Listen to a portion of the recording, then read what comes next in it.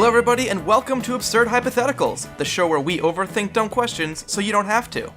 I'm your host Marcus Lehner, and I'm joined here today by Chris Yee and Ben Storms. Say hi, guys. Hello, I'm Chris. Hey, I'm Ben. And I just got back from vacation. I went to Nova Scotia. Ooh. Where is that geographically? It's in Canada, on the East Coast. The East Coast of Canada. Yeah. Wait, really? I thought it was like in Europe somewhere. Nope. It's actually not very far away from us at all.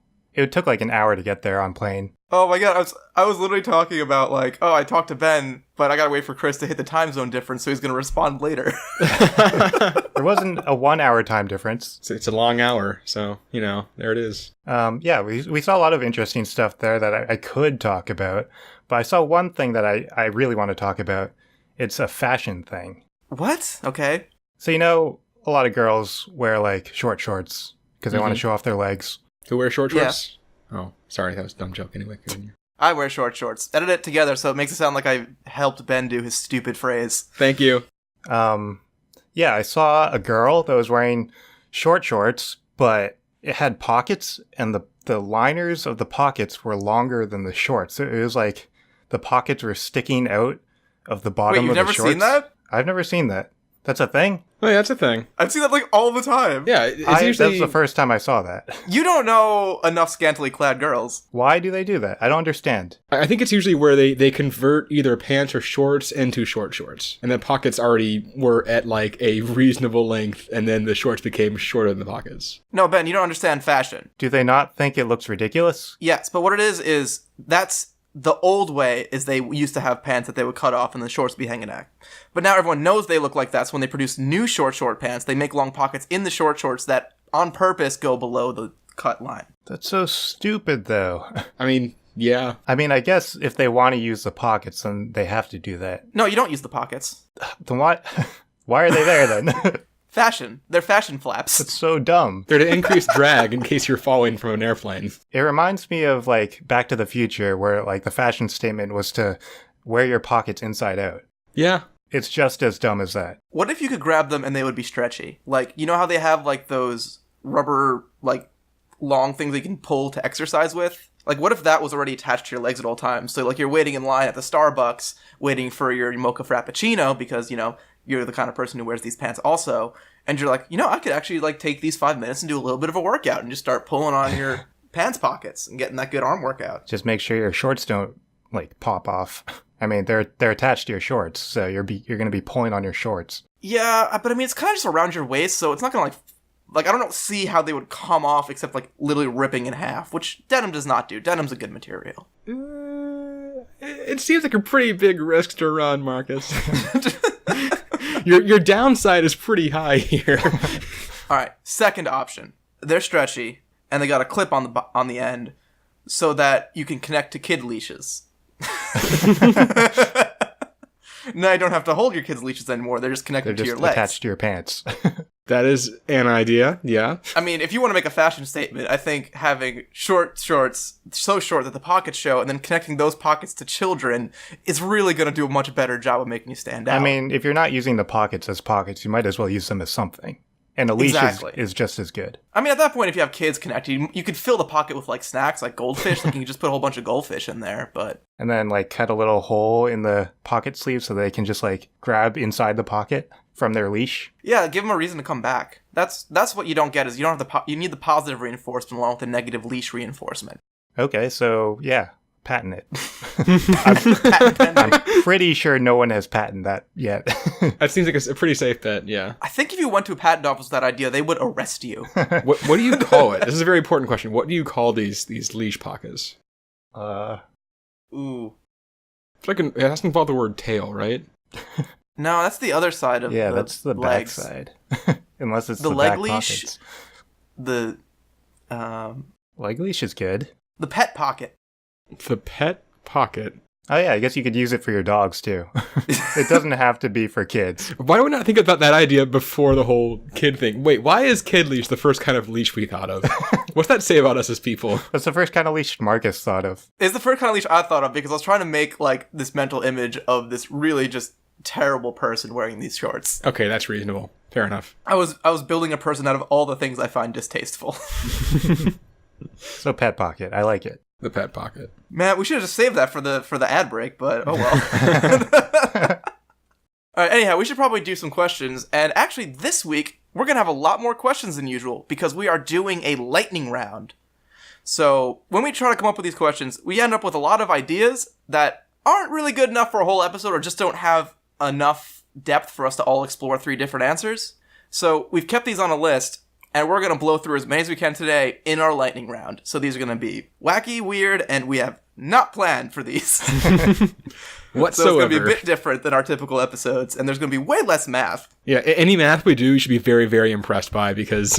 Yeah, that would be on the mental level. Yeah. Also, it should definitely be checked before it's used in any real-world situations. Oh, God, yes. That's a statement that we should put before every one of our podcasts, but... Well, we're specifically handle not real-world situations, so... Yeah, we don't have to worry about that. We're never going to grow an inch every month. That's never going to happen. Well, maybe like 1 month. January. It'll happen in January. Like January of your first year, like you might grow an inch. Anyhow, first question off. What if you were magnetic? And I'm not talking like Magneto level superpowers, because that's like just Magneto. I'm talking like, you're just like a decent fridge magnet level magnetic. So it'd just be like mildly inconvenient, right? Well, so you couldn't really use credit cards, right? Oh, that would suck. I didn't think about that. Like, you're just going to strip off any, you can't, if you're, like in Boston, the subway in Boston uses a magnetic strip card for your access. Can't use those. Yeah, I mean, like, everything is transitioning to that type of thing, right? Yeah. But can you break the thing? Can you just stick your hand on it and then just trip out the admission thing? Can you get free subway rides? Is it strong enough for that? I don't even know if that's how it works. Probably not. If you're just like sitting there, like rubbing it with your hand, waiting for it to like... Sir? Yeah. Sir? Sir, can you please stop? Please, I don't know what you're doing, machine? but whatever it is, don't do it anymore. It's disturbing me. So you'll probably be forced to use cash, and then like all the coins will be really annoying too. Coins, I don't think are magnetic. I don't think They're so. not? Yeah. No, because I'm pretty sure if you dump a magnet in coins, like they don't stick. I remember being disappointed about that as a kid. But honestly, I think a worse problem than even the credit cards is your phone is not gonna like your hands being magnetic. Yeah, those are like the 2 most important things in my life: my phone and my credit card. That's also one of your like main possible go-tos to avoid using like credit cards and stuff is using like Apple Pay or something. And Yeah. Well, we already just established that cash is not magnetic, so you do have options. So you do have an yeah. option. a very annoying option. You'll just look like an old man to everyone. Oh my god, how annoying is it gonna be to get into your house? Ooh. Because you take your keys out, and all your keys are now all over your fingers. And, like, you're trying to get the one key, like, in that, position, but, like, it's going to be flipping around your finger, and it's going to be horrible. You'll never lose your keys, though. How much random, like, metal would you collect in one day of your life? Just, like, walking around that you don't notice. Like, you get home, and you just have, like, 8 paper clips on your ass or something. Oh, what if you sat on a metal bench? Because that's a lot of surface area. You can get up. Fridge magnets aren't that strong. That's just a way for you to work out. Yeah, that's a very good point. Ooh, I like that, actually. Yeah. It's like squats, but if you get too weak, you die on that bench. This is my bench, and I'm going to die on it. It's high stakes. Need the fear. Keep you going. Wow, that's already a lot of things that suck. Yeah. Yeah, I don't think this is a positive thing. No, it's not. I actually cannot think of a single way that your life would be improved. Aside from, I guess, not being able to lose your keys. Yeah, like, if you drop something under the fridge, maybe. Oh, you could be a carpenter, because you can just hold on to all the nails. Because that's really the hardest part about being a carpenter, is just having the nails, like, holding them while also doing things that need 2 hands. That's true. So they make gloves with a magnet on the back, so you're already, like, beating the system there. Yeah, you've saved approximately $8, my guess at the price of those gloves. And you saved $500 on a smartphone, so... Perfect. Double positive. Or you wasted, like, $1,500 on 3 smartphones before realizing the issue. Why does this keep happening? It'd probably take a while. Like, if it just happened randomly, it'd probably take a while for you to realize that it happened. Right, yeah. Because it's not, like, super magnetic. Like, huge metal things aren't going to come flying at you. It's just, like, you're slightly magnetic. Oh no, what if you walked by some of those, like, you know how people get, like, the rare earth magnets and have them on their desk as desk toys? What if you walked by some of those? You'd never get them off, right? Like, those are just on you now. Yeah, they're just gonna be on you. And then, like, I also imagine, like, you sit down for a job interview, and you've hidden your earth rocks, like, somewhere, like, behind you, so they don't show too much in your profile. and then like they have one of those little Little one of those thing. metronome things, like the Yeah. 5 balls that tap back and forth, Yeah. and like you sit down and they just all like 5 of them point straight towards you, like and are horizontal, and you're like, I should my go. qualifications. I am a carpenter for 10 years. People say my personality is magnetic, as is my person. Yeah, my person is magnetic. Oh, personality? That was a typo. All right, let's jump to the next. Let's jump to the next one. I think we covered all the things there. What if you swap bodies with a squirrel? This would be terrifying, right? Yeah, I don't really know like what the daily life of a squirrel is. Like, they climb trees, they eat acorns. I'm a little worried that I would be worse at squirreling than a squirrel. Oh, definitely. So yeah, you got all your human smarts, and you can like, use tools and build traps or whatever. But you have none of the squirrel instincts. Yeah, I do not have the ability to remember where the fuck I put my acorns. So here's one thing that I thought of. You don't necessarily have to live entirely as a squirrel, because I know, you know that if you as a squirrel go up to like some people eating McDonald's on a bench, they will probably give you a fry. If you just sit there and look cute, they will eventually just be like, oh, and like toss a fry down or something. So I think you can basically panhandle. Well, think about it this way, Ben. Like, think about how bad eating a box of fries from McDonald's feels for your body. Now, like, you're a squirrel, so you're way smaller than a human, so, like, when you eat one fry, that's eating, like, a whole box of fries. So if you eat, like, 4 fries, you just eaten 4 large fries, That's and you're true. gonna feel like shit. You're not gonna get much more than fries, are you? Yeah. Also, the question isn't what if you became a squirrel, it's what if you swapped bodies with a squirrel. Oh you're- my Yeah, we God. do have to address the other side of the Yeah. equation. Oh, your apartment is gonna be a mess, isn't it?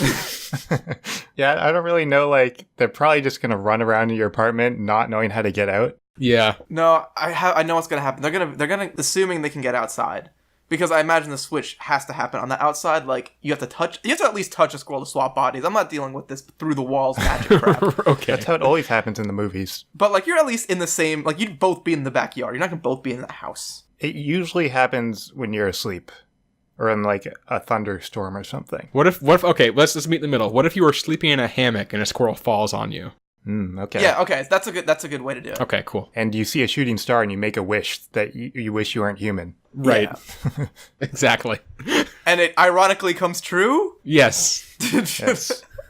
So I think the first thing the squirrel's gonna do is instantly try to climb a tree like squirrels do. It's not gonna work very well, is it? And our human bodies are not made for that.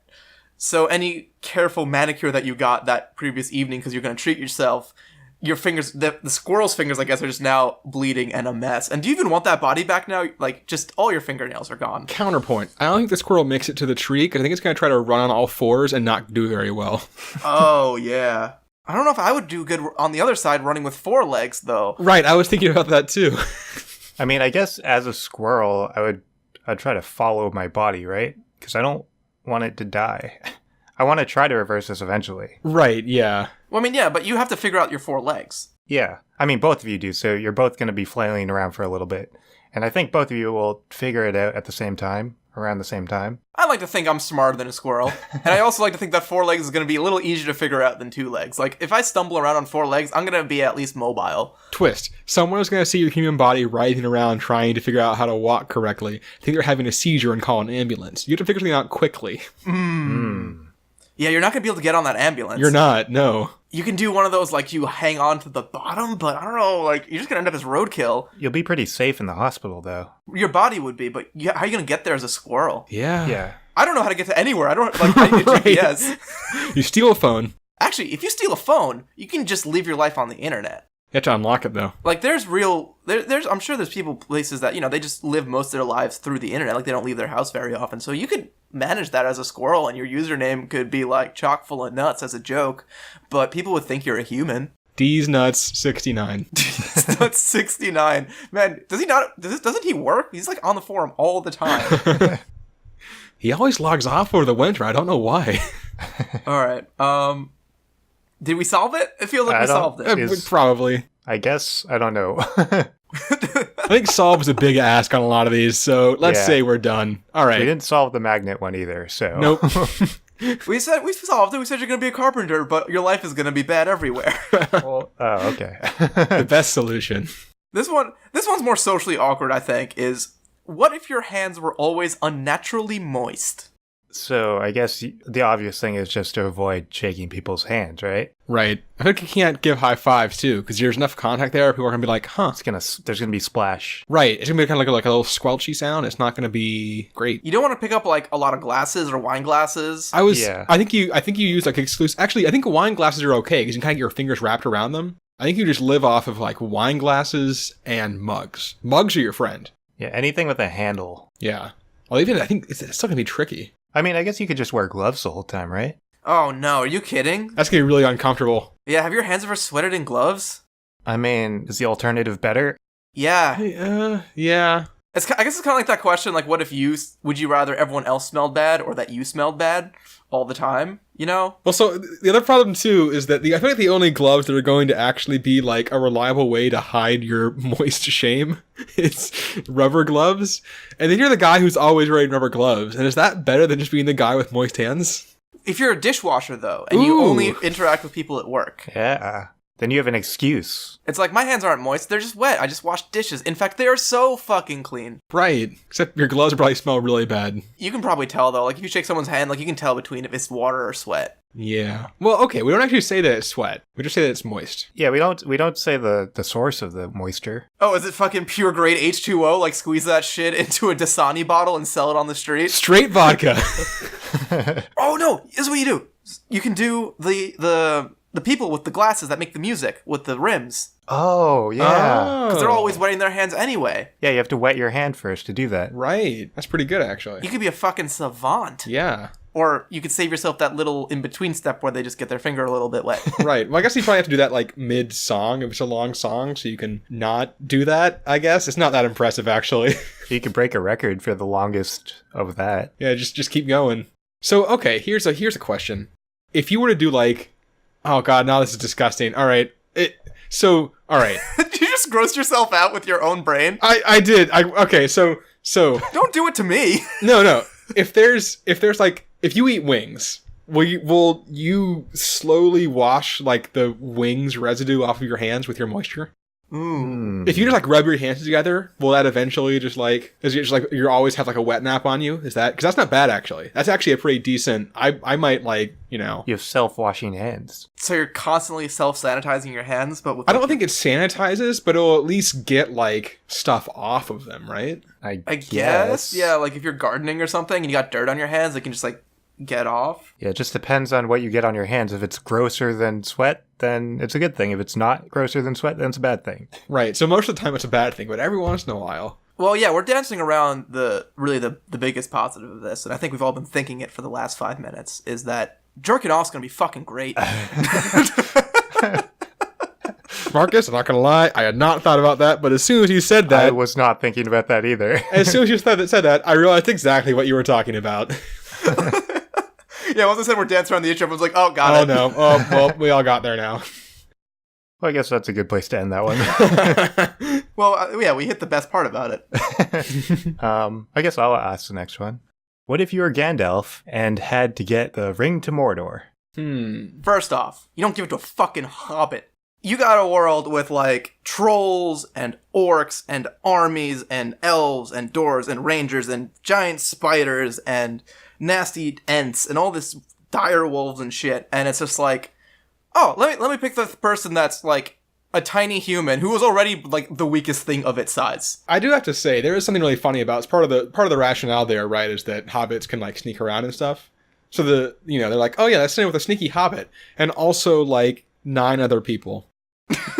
Yeah, and also this real rambunctious dwarf guy. Right? Like, might have been a slight error in judgment there. I think the actual reasoning is that hobbits are, like, less prone to getting corrupt from it. Oh, yeah. Yeah, but hobbits are way less good at getting there in a fucking timely fashion. So, like, yeah, Frodo probably lasted longer than, Boromir did. But, Boromir would have gotten his ass over to fucking Mordor in less than 3 movies. I mean, his strides are twice as long. He did try to steal it after the first movie, which is, they were, like, nowhere close to Mordor. Yeah, but, Frodo was in worse shape than Boromir was by the time he got there. That's true, too. Also true. Also, why did fucking Gandalf take it himself? Like, oh, I need someone qualified to, brave the dangers of this world to get to Mordor. He was, like, scared of it. He was scared to touch it. He's literally the magic dude. Like, just get over it. He would always, like, put a cloth over it when he wanted to handle it. Yeah, why don't you just put a cloth in his fucking bag and just go? Sorry. If I was Gandalf and I had to get to Mordor, I would just take it. I would just be like, okay, this is on me. Also, the thing that everyone always says is that they should have just, like, used the eagles to get there. Because they had giant eagles at the end. There's an explanation for the no eagles thing, but I cannot for the life of me remember what it was. Here's the explanation. There's a giant eye looking at everything, and it'll see the eagles, and they'll get shot down. I guess they have the flying evil things, too. Yeah, and the Nazguls. Yeah, Nazgul. So the answer is we don't know. We don't have an answer. Yeah, we don't have an answer. I guess give it to a hobbit. No, we gotta do a little better than this guy. What you said a while ago stuck with me is that, they gave it to the hobbits because they're sneaky. Mm-hmm. Here's where that's fucked. The ring makes you invisible. Like, you are getting a stealth bonus of like plus 10. You do not need to have a nat plus 4 in stealth to get good rolls. But every time you put it on, the eye sees you, right? Yeah, but like once you're in Mordor, you just fucking sneak, like kill an orc, steal the armor, and go. I mean, like, there's so many downsides to having a hobbit do it. That like just any warrior, Aragorn could have done it. He was pretty pure-hearted. The ring didn't bother him none. Legolas could have done it. Gimli could have done it. Anyone literally in that party except for Frodo. Except for apparently Boromir. Yeah, but I mean, like, again, Boromir might have gotten it done. No one gave him a chance. Because, like, people kept telling him he was, like, this shit monster for wanting to take over the ring, and that's what he turned into. He's a product of his society. Ah. It was peer pressure. Well, no, but... I'm hashtag Team Boromir. Alright, let's roll on. What if there was actually a pot of gold at the end of every rainbow? So, I guess, like, what defined... Because a rainbow happens whenever it rains. It's like a refraction of light. So, one of the things I'm thinking of is, like, when you have, like, a sprinkler and the sun hits just right and you get a rainbow? So you can, like, create your own rainbow? Yeah, but I feel like that the scale of the rainbow is going to determine the size of the pot of gold. So, like, if you do that, we're going to get a sprinkler and get some light in there. There's going to be, like, a chipped, dingy gold coin, and that's it. Yeah, like it's like a penny. It's a hay penny. A little bit of an older one, but where are you going to cash it in? Right, yeah. I mean, you have to determine how much it's worth, because if it's worth, like, a decent amount, then there's going to be, like, rainbow farms. People are going to try to, like, harvest this stuff. Well, here's the question. If you just influx the world with a whole bunch of gold, like, it's just going to become, the value's going to descale. That's true. Yeah, that's true. Now, gold is good for electronics, so, your electronics can get, like, marginally better, but I think the price will just come down and that'll be it. Gold's like... Here's what... Oh, go ahead, yeah. Yeah, so here's what I thought of, is rainbows, more often than not, from where you're looking at them, don't go end to end. Both ends are not on the ground. One end is way up in the sky where it kind of just fades into a cloud. There's a pot of gold on both sides, right? So there's going to be a pot of gold that materializes like 45 miles above the earth. And fall down to the earth. Falls down. Oh, so this is actually a very hazardous situation, huh? So there's going to be gold storms. Yeah, there's going to be gold storms. I guess everyone who sees the rainbow generates, like, because if you look at a rainbow and then someone else, like, half a mile away looks at the rainbow, you're both seeing a rainbow, but because of the refraction, it's got to be, like, basically two different rainbows, right? Yeah. The definition of a rainbow is kind of nebulous. So every person who sees the rainbow is going to generate a pot of gold fairly, probably pretty close to each other or in a smaller range. And it's just going to be like a hailstorm of iron kettle pots full of gold. This is going to be, it's going to get pretty bad. Hey, we made an apocalypse, guys. It always happens. The first person to see the rainbow has to, like, yell to everyone else to shut their eyes. The beacons are lit! And definitely, whatever you do, don't look up. That just makes the problem worse. Yeah. Wait, where? Wait, don't! No! No! Well, that's unfortunate. All right. Next one. What if your heart only beat to the rhythm of music? This one is interesting to me for one very specific reason. Okay, tell me what this reason. This one did not make sense to me. So tell me how you think this works. So obviously, in this situation, you're always listening to music, right? And you're generally listening to music that is whatever your, like, general resting heart rate is. For some people, that's going to be very difficult because, like, example, for me, I do distance running. My resting heart rate is down around 40. I don't think there's a lot of good music at 40 beats per minute. Very slow. Yeah, it's not great. So I would have some difficulties there. But here's the thing. Your heart beats faster for a reason. It needs to get blood to your muscles and brain and stuff in situations where you need more blood flowing. So that means that in those situations, you need to yourself regulate your heartbeat by switching to a faster song. Right. So yeah, I can see that. You have to have a couple playlists queued up. Right. And yet I think you probably, just for, like, the safety of your heart, need to, like, ramp it up. So you have to you're basically going to be like a DJ for your heart. That's cool. Right? Like, that's actually cool. pretty fun, yeah? What can you get a cardio workout just by listening to some sick beats? Like, I just throw on my Iron Maiden playlist and like now I'm getting like I can get a distance running from this comfort of my couch. I guess that would technically work. That's right? true. The one downside is that it's possible that someone could slip in some death metal and kill you. So that's not great. Well, your phone could also run out of battery and kill you. That's also, yeah. Yeah. That's very true. I mean, you don't really need to work out your cardio anyway, because like it's totally reliant on the music. What if the DJ waits too long to drop the beat at a club? You're like, oh god, oh no. Oh god! Drop it! Just drop it! All right, so that was kind of it. I guess there wasn't a whole lot there, but I thought it was cool. Anyway. Yeah, that one has a very easy to just die. I mean, you could like manipulate it to like your advantage in certain situations, right? Oh yeah, totally. Yeah, I mean, you can slow or increase your heart rate, like to exercise and to do stuff like that, but I mean, that's one of the things our body's is pretty good at, is to give you as much heart pumping as you need to get all the blood as it needs to go places. I guess, yeah, your body knows when to do it. Alright, I like this one. What if Subway sold a $5 footlong of anything? So this actually gets very similar to the gold one in one respect, and then I feel like any material that is valuable suddenly is no longer valuable. Right. Except for like things of intrinsic value. Right, yeah.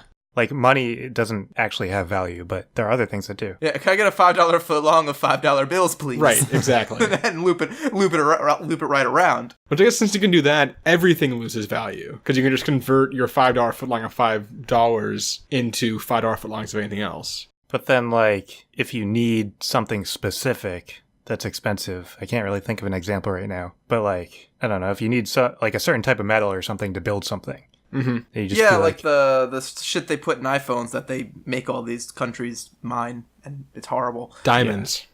Yeah. Diamonds are good. Oh no, that was okay. Anyway. Sorry, I thought you were helping me out by switching the conversation to be like, how about diamonds? It was in fact just an incredibly stupid joke. Par for the course. Yeah, Ben, I feel like every episode you make one joke and you're like, that was a stupid joke. Oh yeah, that's every day of my life I do that. So this is just, a window into my soul apparently. My favorite was me saying bidet and then you said, and bidet to you. I actually, not gonna lie, I actually stole that one from Scrubs. Oh, okay. Got to cite sources. Yeah, give them credit. Yep. Okay, back to the thing at hand. There's one regulating factor here. Subways are going to be very, very busy, obviously. Oh. Yes. So the line is going to be very, very long. And what are you going to want to get after that long, long line wait? You're going to want to get a fucking sandwich. You're going to want that $5 foot-long sub sandwich. I want that chicken teriyaki, man. Like, if that... Because they're not going to change their signs. It's going to be Subway sandwich signs. You're going to have been staring at this teriyaki melt for hours. You're going to smell that fake-ass bread smell. What is that smell in Subway, by the way? That's not what bread smells like. Like, right? Like... That is true. That is not what it's not what bread smells like. It's their bread, but that's not how bread smells. Wait, so you guys are saying that you would get like their normal sandwiches? You wouldn't upgrade the food at all? I mean, I might, yeah. I could get like a foot long. I mean, there's not many foods that are good in a 5 foot or 1 foot size. A foot-long lobster roll would be pretty good. I don't know if I can eat a 1 foot lobster roll though. Even a 1 foot burrito is a pretty daunting task. What if you ask? Okay, so here's a question. What if you ask for a 1 foot turkey leg? Are turkey legs 1 foot long? Are there turkey legs that big? Yeah, what if you ask for like a 1 foot ant? I think you get 1 foot worth of whatever it is. So you would get 1 foot of a, turkey leg. I don't know how it works the other way. Like if you ask for a 1 foot blue whale, maybe just get a little baby blue whale. That would be super sweet. No, it'd be chopped up. Yeah, it'd be like a 10 of meat. If you get a foot long of chicken, you don't get a whole chicken. Fair point. Do not ask for fruit by the foot. It's not worth it. You just get a bunch of fruit. You're like, I wanted to ruin my body instead. If you do want a foot of bananas, and be very careful you don't actually just get a one banana fruit by the foot, because that's a very easy mistake to make for the anything artisan. Apparently, is now what works at Subway. Yeah, the warlock behind the counter takes your order and pulls it from the aether. Yeah. Unspools it from their miraculous machine. It's just like a 3D printer with just like a spool of just like, I don't know, mystical energy. Oh my god, that's what the smell at Subway is. Everything. it's the smell of everything combined. And then not kept in a particularly refrigerated area. Right. I mean, based on everything, that's a pretty good smell. If that's based on how many bad things there are in the world. That's true, yeah. Yeah, it's just the smell of everything combined under a shitty heat lamp. But yeah, so, $5 footlong is not the only way to spend your money. So here's some other ideas for you. The holidays are great, but you can't enjoy them while spending agonizing hours carefully wrapping gift after gift. We want to help you take back your holidays with our newest product, the Velociraptor. This exciting new product has just one purpose, to help you wrap at high velocity. Our research studies have shown that the largest factor limiting wrapping speed is the number of hands a person has to hold things in place while wrapping.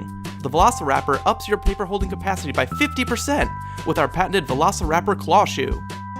This shoe has a built-in claw that can be used to cut, hold, and maim your wrapping paper as required, leaving your hands free to get the work done quickly. Stop living in the Jurassic period and join us in the modern age with Velociraptor.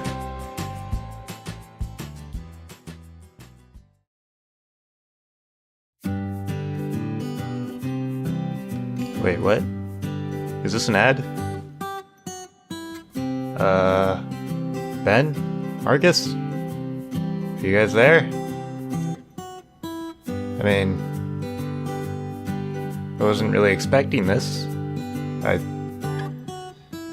Okay. I guess I'm in an ad read. What should I promote? I don't really have anything to promote. You're already listening to this podcast. So I guess listen to Absurd Hypotheticals. Yay!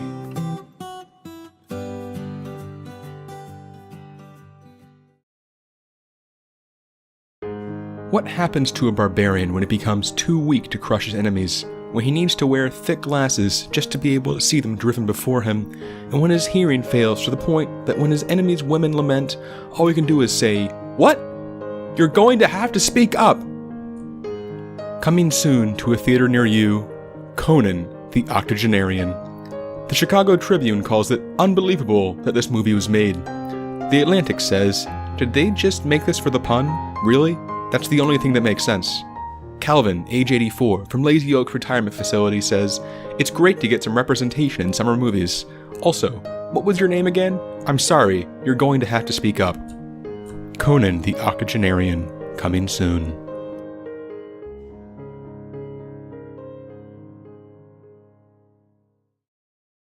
All right, welcome back. It's time to blitz through some more questions. And our first one's going to be fun. It's, what if you had a random superpower? And the way we are determining this is we're going to the Superpower Wiki, which has every superpower and made-up superpower and description of superpowers on it, and I'm going to hit random page. And we're each going to take a turn to say what we would do with our superpower.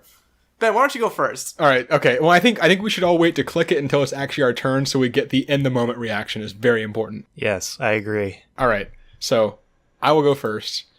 I got ink magic. Power to utilize ink-related magic. That's not too bad. Could be useful. All right, Ben, what are you going to do with that, huh? What's your capabilities? Well, first, very importantly, it's also called Melianokinetic magic / witchcraft / wizardry, which I did not pronounce correctly, but whatever.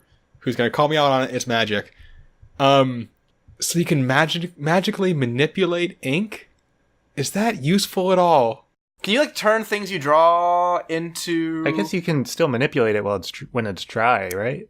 You could make it wet. I guess. Yeah. Is it actually just ink mat? Yeah. Okay, I'm on the page for the Teen Titans guy. Yeah, the Teen Titans guy is what I'm looking at right now. Brush-a-gun. Really? Really, guys? Brush-a-gun. Brush-a-gun. Oh, wait. Oh, no. It's Brush-shogun. Oh, like Shogun, but okay, that actually is pretty clever. Cooler. Yeah, I'm actually happier with that now. All right. Brush-shogun. Oh, that was not good. Okay. Yeah, man. I don't know. Really, the only thing that uses ink are pens. I mean, I could be like the best Banksy ever. You could ruin people's shirts. Right before their important interviews. You could follow the heroes around and, when they have to do their day job stuff, and they're, going up to the news station to get a reporter job, and you're just Mwah! And you go, Oh god, under associations on this page, there is one that's called tattoo manipulation, which, oh god, that's a very bad thought. I think that's a cool power. That's like, you'd be like Maui from Moana. I just watched that today, where all his tattoos are moving around. What I'm seeing in my mind is basically the scene in one of the X-Men movies when Magneto pulls the metal out of the guy's blood. Oh, yeah, no, that's worse. It's not as good. Oh, wait, no, is it manipulating other people's tattoos and, like, you can change what they are? So, like, some guy walks by, he's got, like, this big old mom tattoo, and you're just like, Dad, it's a dad tattoo now. And he goes home, and his mom's like, oh, no! And he's like, I can explain?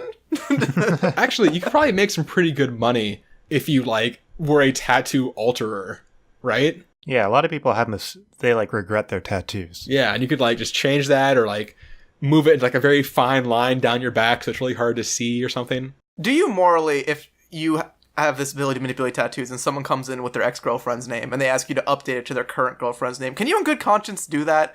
Or is it just like, dude, you're making the same mistake again? If you're walking by someone and you see they have a tattoo that says no regrets, do you change it for them just like as you walk by out of the kindness of your heart? You change it to no ragrats. No rugrats. No rugrats. No rugrats. All right, Chris, what's your superpower? Okay, let's see. Mine is primordial embodiment. That sounds better than mine. The ability to become the primordial embodiment of a concept or entity. That's actually a really cool superpower. That is pretty cool. I can just become anything, I guess. You can become like the fieriest fire or like the doggiest dog. I guess so. Wait, it's primordial embodiment? Yeah, primordial embodiment. All right, I'm looking this up on Superpower Wiki. Interesting. I spelt that all sorts of wrong. Hold on. Oh, wait a minute. Under limitations, users only have control of their concept, so it's one concept that you are the embodiment of. What do you mean? I don't know what that means. So like the example here is like hope. You are the embodiment of hope. That's not necessarily you. So what do you embody personally? Oh, so it'd be What like concept? Okay. I don't know. I can't really. What do you think I embody?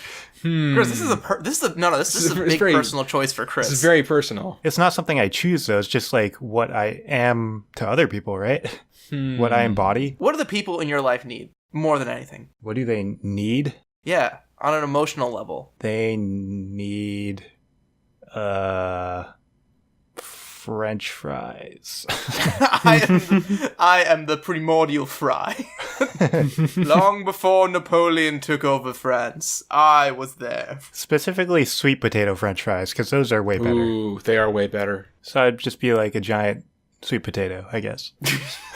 Oh, hail, the almighty sweet potato. Behold how he is like a potato, but tastes better. And he's orangish. Wait, no, hold on. Yeet potato. We're done. All right, Marcus, what's your superpower? I'm very excited. Ooh, I have magic ball projection. I'm sorry. I'm apparently 12. The magic balls projection's like, yo, girl, you up? Because look at my nuts. Oh, no. I like this. The ability to project balls, spheres of magical energy. Yeah, Subpower sure. of magic attacks. I'm sorry. Variation of ball projection. So it's not just ball projection. I have magic ball projection. I mean, this is right up your alley, Marcus, because this is from Zelda. Exactly. I see the little Zelda guy picture here. So obviously, I would only use my balls to throw them at dudes with swords that would suddenly come back to me and we play a good game of orb volleyball. But I think I could do other stuff. I think I would be very good at bowling. I think I could just magic orb my ball down the lane and just disintegrate the pins. And I think that's an automatic perfect game because the machine is going to go and try to pick up the pins and they're not going to be there. So it's going to set empty and it's come up. And then I can just throw a regular bowling ball like a gutter ball and save up my magic power for later when I need to show all these girls my balls at 2 a.m. It's like, yo, girl, you want to... I just rolled a perfect game, if you know what I mean. And they'll be like, I don't get the innuendo. And you're like, oh, no, actually, I'm just pretty good at bowling. I gotta do one more. I want to do one more. Let's get a good one going. Yeah, I feel like mine wasn't funny enough. Mine was just cool. The plant pillar projection. The ability to project pillars of plant matter. Subpower of plant attacks. Variation of organic pillar projection. Oh, no. I'm gonna go ahead and click organic pillar projection. Wait, oh god, I just got artistic life force imprisonment. I can absorb and or imprison the life force of anything or anyone into art. Oh, God, that's a fate worse than death type thing. Yep. I got another cool one. I got dimensional interaction. I can interact with any dimension without having to enter them. All right, we're done. I got lust magic, so... I'm going to briefly segue back to, so we did, just to check out this page really quickly, I'll do one before we started. I think we did share very quickly that the first one I got was Sirenia Physiology, which is the power to use the abilities of Sirenians. What is a Sirenian? Sirenian, you might ask, aside from very hard to pronounce? Yeah, Ben, can you tell me that word one more time? Just give it to me clear. A fresh take. Sirenian. Now say it like a little more gravelly. Sirenian. Perfect. Nailed it. I have my new text noise. Sirenians, by the way, are things such as dugongs and manatees. So I would have all the powers of dugongs and manatees. You can get hit by boats. Yep, it's about it. You have the ability to float pretty close to the surface, but slightly unseen. You're like Aquaman, but worse. My favorite thing about this page, by the way, still, is that one of the applications listed is speed swimming, and the only limitation listed is Sirenians aren't particularly fast or agile swimmers. So... Yeah, but no, you can swim pretty fast, but you're not going to be very good at it. Yeah. I think we're morphing into a new podcast. I think we have to move on. Yeah. What if emojis were the only form of communication? I think this is a good thing, actually. Things will be more concise, maybe? Well, I feel like a lot of times you spend a lot of time... Well, that was a very poor way to say that. You frequently will spend a lot of your time trying to figure out what someone is actually, like, saying when they tell you something. In like an email or a text or something, you know? You have to sort of like parse the hidden meaning of the words. There's a lot less room for nuance in emoji. You have to be a lot more direct. Yeah, I mean, my problem with the English language was always that it was way too precise. Like, when you said words, they always had just one meaning, and everyone knew what it was. Yeah, that's true. Like, there was no point in being verbose, because it was just obvious. I mean, there are a lot of emojis, so, like, you could probably say a lot of stuff pretty easily. How would names work in this situation? Oh, you'd have to pick your emojis. But I think it would have to be a series of emojis, right? Yeah, you have to pick yourself a series of emojis. I guess there would be one emoji for like your name. Would you just like create your emoji? So like, yeah, so maybe there's a emoji for, I see a silhouette of a person speaking. So maybe that's like this one's like, this is the name signifier, and then you pick the emojis that define you the most. Or things that rhyme with you. Well, but what is rhyming? Everything is emojis. Brain explodes. I guess, yeah. Is there a language? Rhyming in emojis is like when you have the princess with light skin and the princess with dark skin. That's an emoji rhyme. Also, nature documentaries are going to be fucking hilarious because it'll be like a picture of a turtle. Like, it'll be showing a turtle, and it'll be like the subtitle will just be an emoji of a turtle. That's really good. It would just be like, oh yeah, a giant squid will be like emoji of a squid, and then just like, I don't know, an elephant, like trying to combine them, be like, this is a big squid. I mean, so people wouldn't talk, right? That's part of this. Yeah, you'd have to like just have like, you know, would show people emojis on your phone, I guess. I guess so. Matt, when did they make so many fucking emojis? I don't know. People like emojis. Why, do you have a list up right now? I mean, I'm looking through them on my phone, and it used to be like there'd be like a page of faces and then like some animals, but now it's like each one has like 14 fucking pages. It's like there's like 3 different lizard emojis there's like 4 horses I can pick, 3 lizards. Oh, this one's a unicorn. But like there's a lot. It's inflation, man. Inflation happens. I don't know. I don't need a ram, a sheep, a goat, and a pig emoji. Like, if I'm going to be talking at best about farms. My God, what if this is actually going to happen and this is how they're preparing us? They're rolling out all these new, more specific emojis. They know something we don't. Mm-hmm. Because you're right. Why would you need ram, sheep, goat?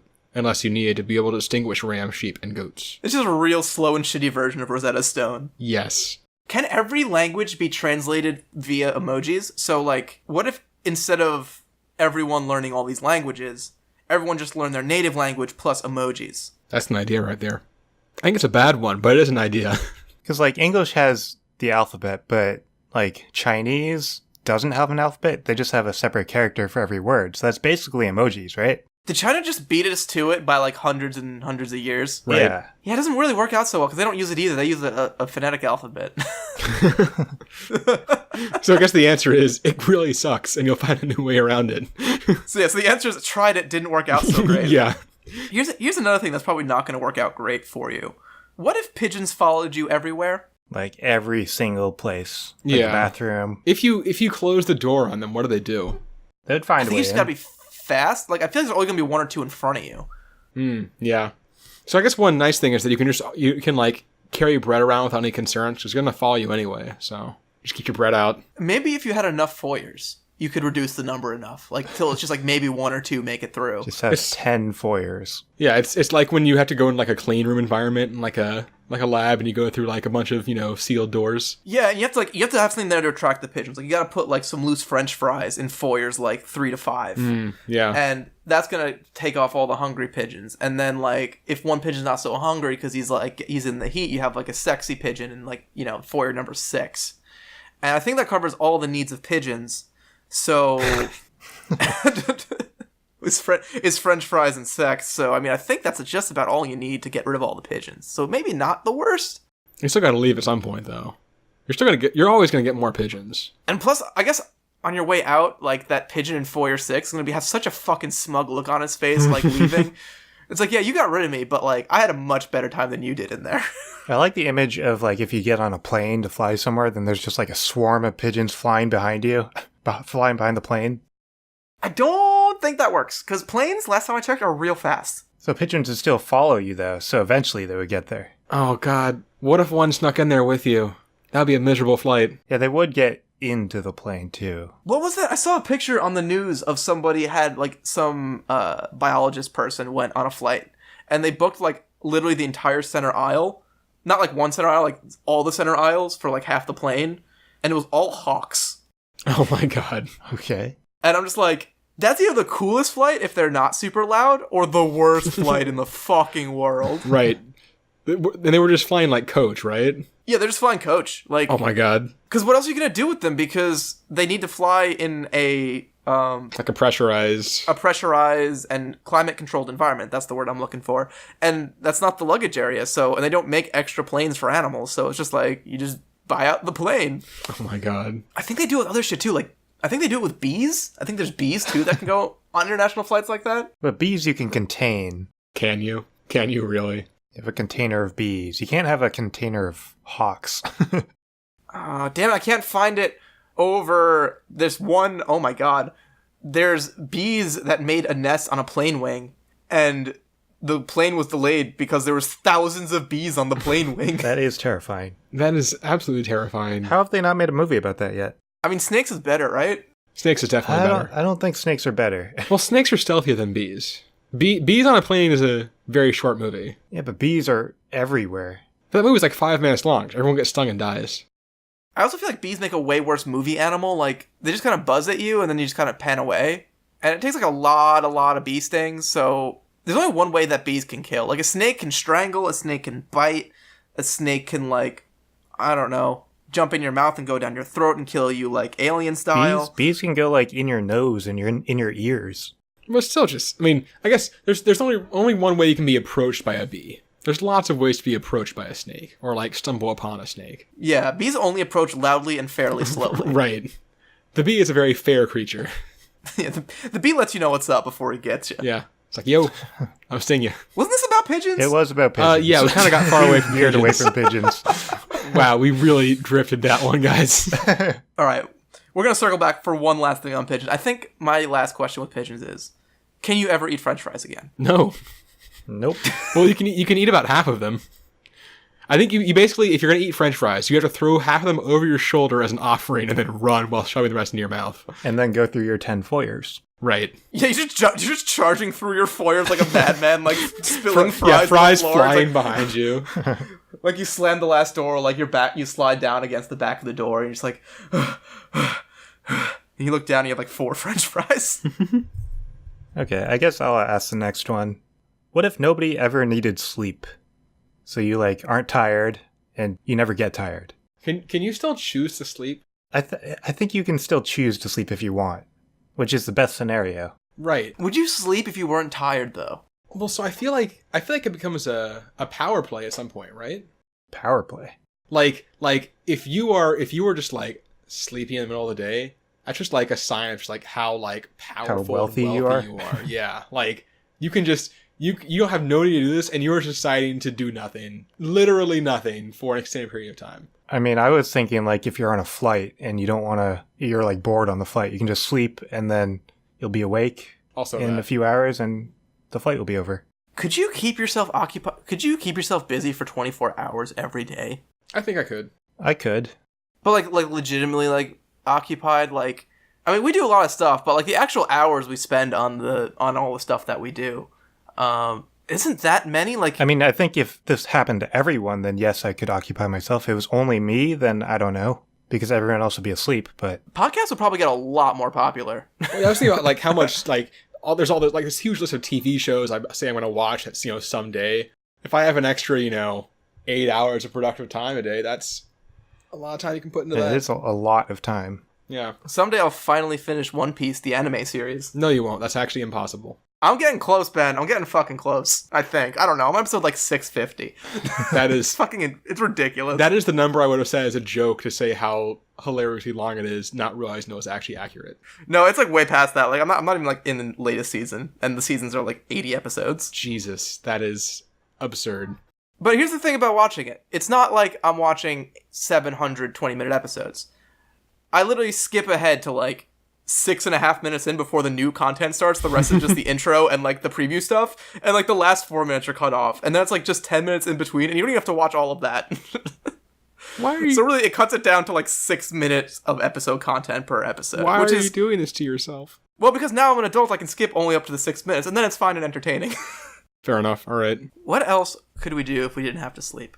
Repurpose the bedroom. Everyone would have a new room in the house. I feel like work schedules change. Yeah, I think we have to get away from just like you work as much as you can, like because if you're not tired, you could work for like 16. You could work for 24 hours straight, and you could just get lunches.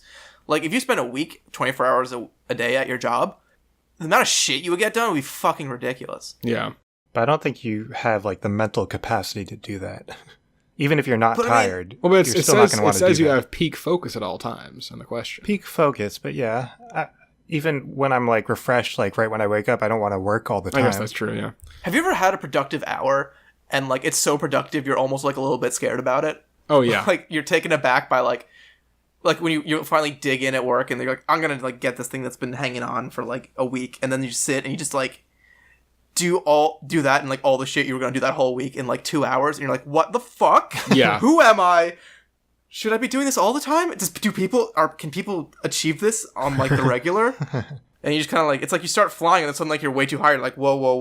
Let me manage expectations here. I have to slack off a little before anyone starts expecting this. I'm happy you agreed with my getting too productive, because that, like, I felt that was just me.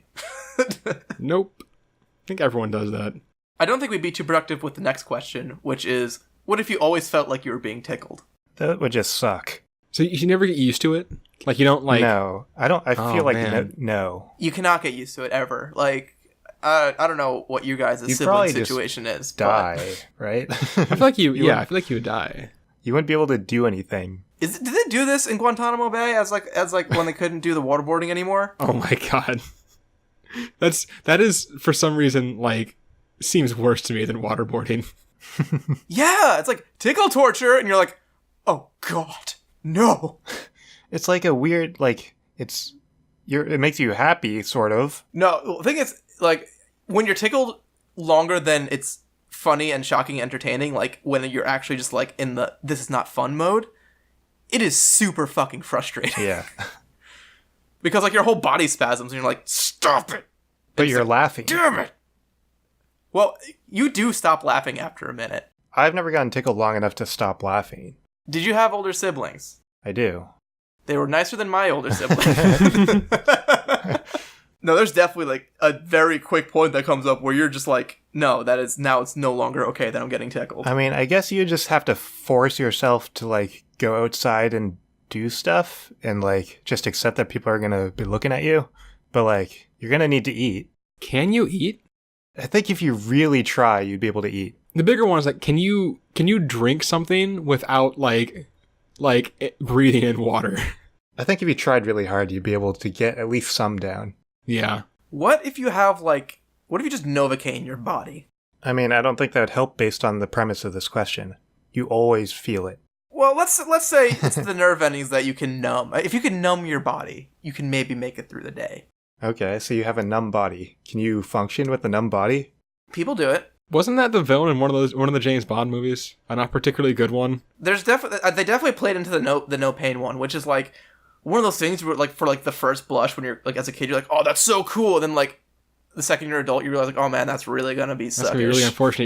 You're gonna like nick yourself with a knife and then bleed out 7 hours later, really embarrassingly. Well, that's exactly what it is they have to like check themselves in the shower and everything, but.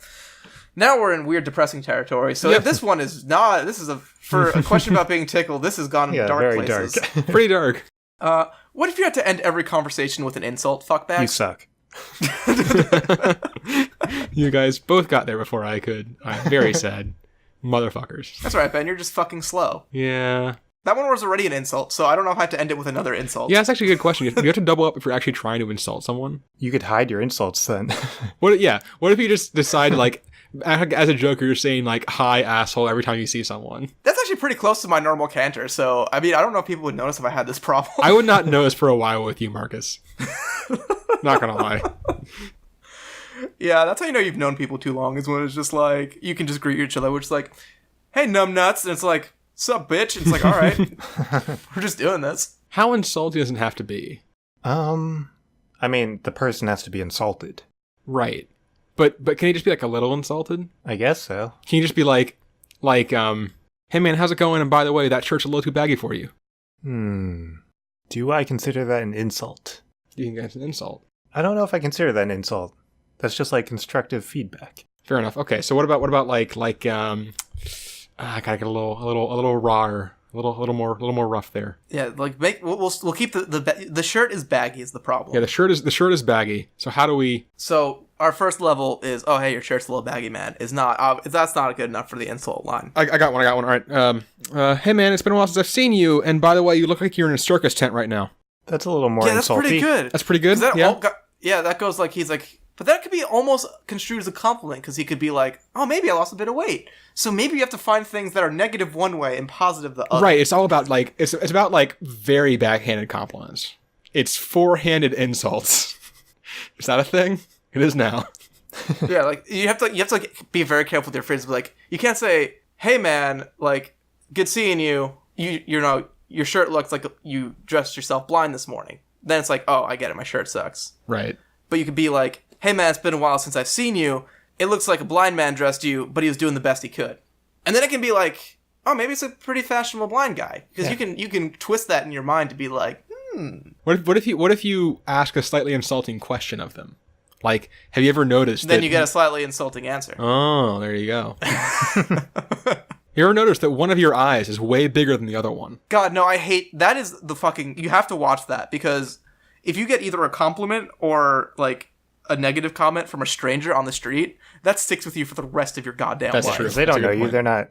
They're just a random person. I'm still trying to get over when my dentist said I had big teeth. Like, what the fuck? What does that mean? And he's an expert. What does that mean? He said it like 3 times. He's in my mouth, like, doing shit, and he's like, oh, you got really big teeth back here. And I'm like, uh-huh. Like, as a good thing or as a bad thing? As, like, just a neutral thing. And then, like... You know, the attendant hygienist, I think is what they call him, came in and she's like doing stuff. And he's like, yeah, look like that's like back there is pretty big. And she's like, yeah, those are big. And I was like, what the fuck? Like this, I can't say anything back. I can't be like, is that good, bad, what? I mean, I think what you say back at the time is something like that. Yeah, that's what I said. Yeah. But then I was afterwards and like I made the comment. I'm like, you know, jokingly because the dentist had left, and I was like. The guy's basically like Little Red Riding Hood, you know, what big teeth you have. And she's like, well, they are big. And you know what they say about guys with big teeth? Because I don't. And I'd almost gotten over it when I did that joke. And then she's like, well, they are big. And I like suddenly was way back on square one where I was like, what's wrong with my teeth? Why is my mouth so bad? Well, they are abnormally big. It's actually dangerous how large your teeth are. It's like I get to eat like bigger nuts than other people. Like, I don't know what I get to do with these. You are the human nutcracker. They better not bill me more. I got to check that there's not like an upcharge on my dentistry bill. They bill you based on the surface area of your teeth. Yeah, it's per square foot, actually. Yeah, we did some brushing, but like that one tooth was like twice the surface area of everybody else's mouth, so we had to like charge you like quadruple. Yeah. All right, what's next? If you were in a horror movie with all the classic tropes, how would you survive? I mean, I feel like just saying just leave is too easy, right?